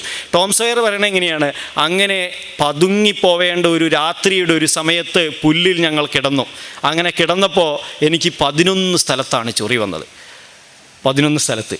അപ്പോഴെങ്ങാൻ ചൊറിഞ്ഞാൽ എല്ലാം ബാത്തിലാവും, ഞങ്ങളെല്ലാ പ്രയത്നങ്ങളും പോകും, ഞങ്ങൾ അന്ന് പിടിക്കപ്പെടും, ഒരു പക്ഷേ തൂക്കിലേറ്റപ്പെടും. പക്ഷേ എന്ത് ചെയ്യും, നശിച്ച ചൊറി 11 സ്ഥലത്താണ് അപ്പം എനിക്ക് വന്നത്. ഞാൻ പറഞ്ഞത് ഇങ്ങനെ ആവശ്യമില്ലാത്തപ്പോഴാണ് നമുക്ക് ചൊറിച്ചിൽ വരിക, ആവശ്യമില്ലാത്തപ്പോഴല്ല ചൊറിച്ചിൽ വരേണ്ടത്. നമ്മൾ പരസ്പരം ചൊറിഞ്ഞുകൊണ്ടിരിക്കണം, ഇങ്ങനെ അസ്വസ്ഥപ്പെടുത്തിക്കൊണ്ടിരിക്കണം, പരസ്പരം ശക്തിപ്പെടുത്തിക്കൊണ്ടിരിക്കണം. സുഖിപ്പിക്കാൻ അല്ല സുഹൃത്ത്, മറിച്ച് അസ്വസ്ഥപ്പെടുത്താനാണ്. എന്തസ്വസ്ഥത? വായിപ്പിക്കാൻ, പഠിപ്പിക്കാൻ, ചിന്തിപ്പിക്കാൻ, ആലോചിപ്പിക്കാൻ, നിരന്തരമായി മുന്നോട്ട് പോകാൻ. അതായിരിക്കും ഒരു യൂണിയനിൽ നമ്മൾ യൂണിയൻ ആയിരിക്കുന്നത്? What makes us a union? എന്താണ് നിങ്ങളെ യൂണിയനാക്കി മാറ്റുന്നത്? എന്താണ് നിങ്ങളെ യോജിപ്പിക്കുന്ന ഫാക്ടർ? അത് ആലോചനയായിരിക്കട്ടെ, ചിന്തയായിരിക്കട്ടെ, പഠനമായിരിക്കട്ടെ. നമ്മളുടെ ഇതിങ്ങനെയൊക്കെ പറയുമ്പോൾ പുസ്തകം ഇങ്ങനെ വായിക്കാമെന്ന് മാത്രമല്ല കേട്ടോ, കുറേയേറെ വളരെ നന്നായി പൊതുസമൂഹത്തെക്കുറിച്ച് ഒക്കെ പറയാനും അതിനെക്കുറിച്ച് പുതിയ ഭാഷയിൽ ആലോചിക്കാനും പുതിയ ചിന്തകൾ ഉണ്ടാവാനും ഒക്കെ നമുക്ക് സാധിക്കും. അതിനുള്ള നല്ല പ്രയത്നമായി നിങ്ങളുടെ യൂണിയനും നിങ്ങളുടെ പ്രയോഗമൊക്കെ മാറുന്നുണ്ട്. അതിലെല്ലാം ഈ സംഘടനയോടൊപ്പം ചേർന്ന് നിന്ന്, ഈ പ്രസ്ഥാനത്തോടൊപ്പം ചേർന്ന് നിന്ന് ഇതിനെ നമുക്ക് പകർന്നു തരുന്ന ബഹുമാന്യരായ ഗുരുവര്യന്മാരോടുള്ള അവരോടുള്ള അങ്ങേയറ്റത്തെ ബഹുമാനവും ആദരവും അദബും ഒക്കെ പാലിച്ചുകൊണ്ട് നമുക്കിത് ഈ ഉള്ളിൽ നിന്നുകൊണ്ട് ഒട്ടേറെ കാര്യങ്ങൾ ചെയ്യാൻ സാധിക്കട്ടെ എന്ന് ആശിച്ച് നിങ്ങളോടൊക്കെ വളരെ സന്തോഷപൂർവ്വം, ഇതൊരു പ്രസംഗം നിർത്താൻ വേണ്ടി പറയണതല്ല, വളരെ ആഗ്രഹിച്ച് പറയുന്നതാണ്, നിങ്ങളുടെയൊക്കെ ദ്വാകളിൽ ഉൾപ്പെടുത്തണം. എന്നെ സ്വന്തം മാത്രമല്ല, ഞങ്ങളുടെ കൂടെയുള്ളവർ വളരെ പ്രയാസങ്ങൾ അനുഭവിക്കുന്നു ഒരുപാട് പേർ. സംഘടനയ്ക്കൊപ്പം എപ്പോഴും ഉണ്ടാവും. നമ്മളിപ്പോൾ പ്രത്യേകിച്ച് റിസാല ക്യാമ്പയിനൊക്കെ ബന്ധപ്പെട്ട് നിങ്ങളും നിങ്ങളുടെ യൂണിറ്റുകളിലൊക്കെ പോയി ഉണ്ടാവും. ഇങ്ങനെ ഇറങ്ങി നടക്കുമ്പോൾ നമുക്ക് കുറേയേറെ പ്രവർത്തകരെ കാണും. നമുക്ക് കരച്ചിൽ വരും അവരുടെ പ്രയാസങ്ങൾ കേട്ടാൽ. അത്ര തീക്ഷ്ണമായ പ്രയാസങ്ങൾ അനുഭവിക്കുന്നവർ, എത്രയെത്ര രോഗങ്ങൾ, എത്രയെത്ര പ്രയാസങ്ങൾ. അവരൊക്കെ പ്രതീക്ഷ എന്താണെന്നറിയോ? അവരൊക്കെ ചെറിയ കുട്ടികളൊക്കെ നമ്മളോട് പറയും, ഇങ്ങനെയൊക്കെ പോയാലും കുഴപ്പമില്ല മാഷേ, ഒരുപാട് ആൾക്കാരുടെ ദുആ കിട്ടൂലേ, ഒരുപാട് ഉസ്താദുമാരെ നമുക്ക് ദ്വാരക്കൂലേ. അതാണ് അവരുടെ ഒരു പ്രതീക്ഷ. അവർക്ക് ഉസ്താദൊന്നും ആവാൻ പറ്റിയിട്ടുണ്ടാവില്ല, പക്ഷെ അവരുടെ ഒരു പ്രതീക്ഷ ഇതാണ്. ഈ കോളേജുകൾ, ഈ കുട്ടികളെയൊക്കെ കാണുമ്പോൾ, ഈ സമ്മേളനത്തിൻ്റെ ഫോട്ടോയിലൊക്കെ മുന്നിൽ കുറേ ഉസ്താദുമാരെ കാണുമ്പോൾ, ഈ സദസ്സിൽ കുറേ മുത്തഅല്ലിമീങ്ങളെ കാണുമ്പോൾ അവർ വിചാരിക്കുന്നത് ഇവരൊക്കെ ഞങ്ങൾക്ക് ദ്വാരക്കാനുള്ളതെന്നാണ്. അങ്ങനെ പ്രതീക്ഷിക്കുന്ന ഒട്ടേറെ പ്രവർത്തകരുണ്ട്. അവർക്ക് വേണ്ടി, ഈ സംഘടനയ്ക്ക് വേണ്ടി നിങ്ങളുടെയൊക്കെ ദുആകളുണ്ടാവണം. ആഖിറു ദഅവാനാ അൽഹംദുലില്ലാഹി റബ്ബിൽ ആലമീൻ. അസ്സലാമു അലൈക്കും വറഹ്മത്തുള്ളാഹി വബറകാതുഹു.